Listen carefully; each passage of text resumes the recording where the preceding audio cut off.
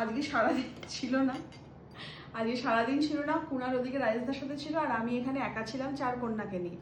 তো সারাদিন আমাদের মধ্যে যা হয়, খিটি মাটি নাতি, তারপরে আমার কাজ করে দেয়। তো এই সারাদিন পর দুজনের দেখা হয়েছে, তো বিকেলে 1 কাপ চা বানিয়ে আমাকে দিয়েছে। I am happy.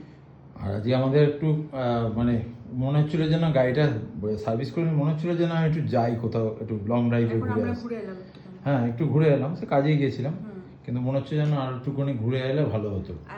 আগে মনে আছে আমরা এরকম বিকেলবেলায় বেরোতাম বা দুপুর বেরোতাম, দিয়ে গাড়ি নিয়ে বেরোতাম, বেশ ভালোই লাগতো। সেই না মনে আছে তুমি আগে গাড়ি, মানে যখন আমাদের গাড়ি চলতো, সে গাড়ির ব্যবসা যখন ছিল তখন তো কোনো টাইমের ঠিক ছিল না। এমনি বলছি, এই দুপুরের দিকে বেরিয়ে পড়তাম, এদিক ওদিক ঘুরে ঘাড়ে কিছু খেয়ে দিয়ে আবার চলে আসতাম, বেশ ভালো লাগতো। আর আজকে যে আমাকে ছেড়ে ছিলিস, কেমন লাগলো তোর? দারুণ বিন্দাস। তাহলে কাল থেকে আমাকে কিন্তু ছেড়ে আমার আজকে অবাক হয়ে গেল, এত লোক ওখানে বসে আছে, একজন মহিলা কোত্থেকে এলো, এরকম করে দেখলো, দেখে চলে গেল। দেখছি আমার পাশের সিটটা খালি, রাজদা কি ওইখানটা নাক ডেকে ঘুমাচ্ছে, আমার পাশের সিটে এসে বসলো। আমার এমন অকওয়ার্ড ফিল হচ্ছে।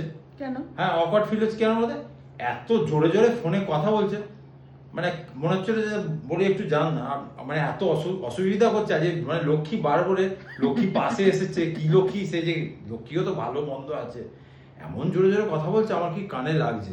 আর পাশে একজন চা দিয়েছে, এটা আমি খুব বিরক্ত। এই দুটো আমাকে পাজল করে দিয়েছে।